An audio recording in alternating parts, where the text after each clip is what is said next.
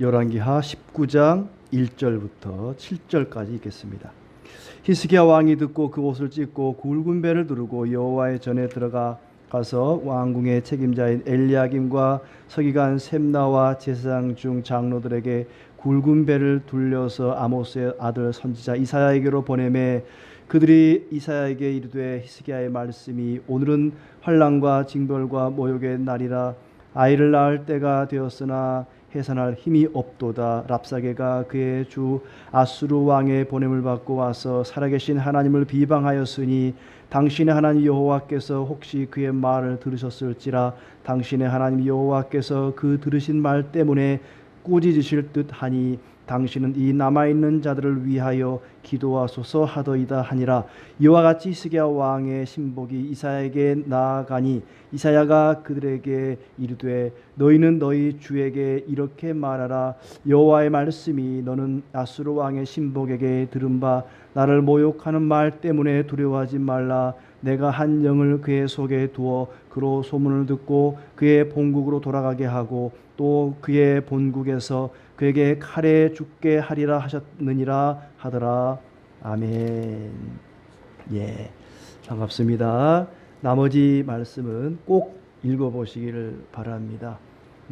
18장부터 20장까지는 히스기야 왕에 대한 이야기입니다. 18장에서는 히스기야가 유다를 개혁하고 신앙을 개혁하고 그리고 개혁하자마자 아수르를 배반했는데 아수르 왕 사네립이 군대를 이끌고 쳐들어왔죠. 그래서 은과 금과 뭐 여러 가지 예물을 줬는데도 불구하고 예루살렘을 포위하고 랍사게라는 신하를 보내서 계속해서 히스기야와 이스라엘 백성들을 조롱하고 모욕하고 항복을 권유합니다. 심리전을 펼치는 거지요. 하나님 의지해봐야 소용없다. 이길 수 없다. 투항하라. 참 히스기야로서는 힘이 없으니까 대항할 수도 없고 말도 못하고 속으로만 끙끙 앓다가 이제 신하들로부터 그 이야기를 전해 듣고는 왕궁에 들어가서 옷을 찢고 통곡을 합니다. 1절에 히스기야 왕이 듣고 옷을 찢고 굵은 배를 두르고 여호와의 전에 들어가서 하나님의 전에 들어가서 옷을 찢고 애통해합니다. 왕으로서 그럴 수밖에 없지요. 그리고는 이제 이사야에게 선지자에게 사람을 보내서 신하들을 통해서 이야기를 듣는데 해결할 방법이 없습니다. 3절에 그들이 이사야에게 이르되 히스기야의 말씀이 오늘은 환난과 징벌과 모욕의 날이라 아이를 낳을 때가 되었으나 해산할 힘이 없도다. 그렇지만 도저히 이사야로서도 해결할 방법이 없습니다. 그렇지만 이사야가 하나님의 말씀을 받아서 신하들을 통해 히스기야에게 말을 전해주는데 걱정하지 마라. 랍사게 때문에 걱정하지 마라. 그는 돌려보내질 것이고 죽게 될 것이다. 예언을 말씀을 합니다. 그리고 실제로 그것이 이루어지지요. 랍사게가 계속해서 이제 히스기야와 예루살렘 백성들을 위협을 하는데 위협을 할 수밖에 없는 것이 지금 아수르는 바벨론을 점령하고 주변에 있는 작은 나라들을 하나하나 집어삼켜가면서 예루살렘까지 온 거예요. 남유다까지 와서 포위를 하게 된 건데 구스라는 나라가 일어나서 아수르를 뒤에서 공격을 해오는 겁니다. 그러니까 사네립 왕으로서는 그 구스를 맞이러 가야 되는데 맞이해 싸우러 가야 되는데 뒤돌아서 가다 보면은 예루살렘 사람들이 나와가지고 뒤통수를 칠 것 같거든요. 불안해서 못 가는 겁니다. 빨리 예루살렘을 함락하고 구스를 맞아 싸우러 가야겠다. 그러니까 걱정이 되니까 랍사게라는 신하를 보내가지고 자꾸 이렇게 조롱하면서 빨리 항복해라 이렇게 이제 그들을 위협하고 있는 거지요. 12절부터 13절에 보면은 뭐라고 조롱하느냐면 지금까지 누구도 아수르와 싸워 이긴 적이 없다. 빨리 항복해라. 그러면서 사네립을 신으로 묘사하지요. 내 조상들이 멸하신 여러 민족 곧 고산과 하란과 레셉과 들라사라에 있는 에덴 족속을 그 나라들의 신들이 건졌느냐. 어느 신이 우리 이 사내립과 싸워서 이겼느냐? 어떤 신도 내게 무릎 꿇지 않은 신이 없다. 그러니 히스기야와 여호와를 의지하지 말고 빨리 무릎을 꿇어라, 빨리 투항하라 하는 얘긴데, 이제 그 서신을 가지고, 위협하는 이 서신을 가지고 14절에 보면은 히스기야가 사자의 손에서 편지를 받아보고 그 편지를 가지고 성전에 올라가서 펴놓고 하나님께 기도합니다. 천하만국의 홀로 하나님이시라, 주께서 천지를 만드셨나이다 하면서 주여 귀를 기울이소서, 사내립이 살아계신 하나님을 비방하러 보낸 말을 들으시옵소서 하면서, 하나님 두렵습니다, 무섭습니다, 빨리 우리를 건져주시옵소서 하면서 하나님께 이제 히스기야가 기도하고 있습니다. 그러면서 27절에 보시면은 네 거처와 내 출입과 네가 내게 향한 분노를 내가 다 아노니, 네가 내게 향한 분노와 내 교만한 말이 내 귀에 들렸도다.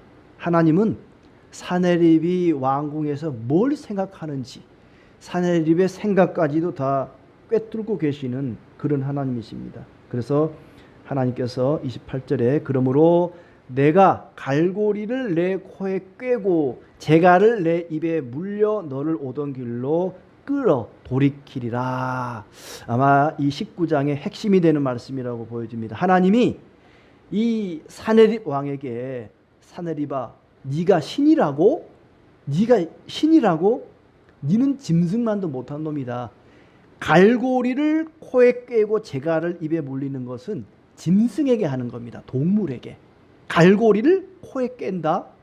마치 소의 그 코를 꿰듯이 갈고리를 코에 깬다. 이것은 짐승에게 하는 일이죠. 사내립은 자기가 스스로 신이라고 자칭하지만 하나님이 보실 때는 신은커녕 인간조차도 안 되는 짐승에 불과하다. 나는 너를 짐승 취급하겠다. 너는 못된 짐승에 불과하다. 비록 아수르가 유다에 의해서 황폐하게 되었지만 이제 그들은 물러가게 될 것이고 유다는 평안하게 농사를 짓게 될 것이다. 이 사내립은 자기가 신인 것처럼 기고만장했지만, 그리고 작은 나라 유다를 집어삼키려고 호시탐탐 노리고 왔지만 결국에는 하나님 앞에 쩔쩔매게 될 것이다. 이 사내립아, 짐승만도 못한 놈아, 네가 배는 게 없구나. 네가 그렇게 할 수 있도록 허용한 것은 바로 나다. 내가 허락했기 때문에 네가 지금 이렇게 기고만장한 것이다. 어찌 네 스스로 신이라고 자칭하느냐. 사내립을 하나님은 가축 다루듯이, 짐승 다루듯이 하겠다고 말씀하십니다. 이 편지 열왕기하를 받아보는 바벨론 포로로 붙잡혀가 있는 이스라엘 백성들에게는 큰 위로와 소망이 되는 그런 말씀이지요. 나라를 잃고 이 나라 저 나라에 끌려다니고 붙들려다니고 노예 생활하는 이스라엘 백성들에게는, 그들은 더 이상 소망이 없다고 생각을 했습니다. 이제 끝났다고 생각을 했습니다. 하지만 하나님께서 바벨론에 패하시고 하나님이 전쟁에서 진 것이 아니고, 하나님은 잠시 바벨론을 통해서 유다를 친 것뿐이다. 18만 5천 명의 아수르 군대를 하루아침에 송장으로 만들었다고 마지막 부분에 나와 있습니다.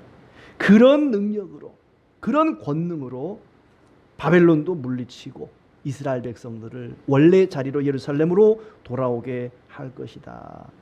하나님이 얼마나 강한 분이신지, 하나님이 얼마나 지혜로운 분이신지, 악인조차도 가축 다루듯이 다루시는 그런 하나님을 이야기하고 있습니다. 그러니 바벨론을 의지하지 말고 하나님을 의지하라는 것이지요. 성도들이 세상을 의지하지 말고 세상을 두려워하지도 말고 하나님을 의지하고 하나님을 두려워하라는 것입니다. 이 땅을 붙잡고 통치하시는 분은 하나님이시다. 아수르도 사내립도 바벨론도 하나님의 손에 붙들려 쓰임받는 도구에 불과하다. 그러니 너희는 두려워하지 말아라. 아수르도 바벨론도 두려워하지 말고 우리가 두려워하고 의지할 분은 하나님밖에 없다는 얘기입니다.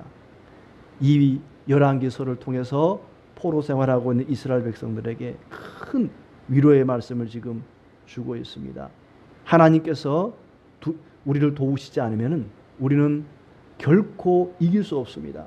6절에 말한 것처럼 이사야가 그들에게 이르되 너희는 너희 주에게 이렇게 말하라. 여호와의 말씀이 너는 아수르 왕의 신복에게 들은 바 나를 모욕하는 말 때문에 두려워하지 말라. 두려워하지 말라. 오늘도 두려움 없이 담대하게 하나님 의지하며 믿음으로 살아가시기를 진심으로 축복합니다.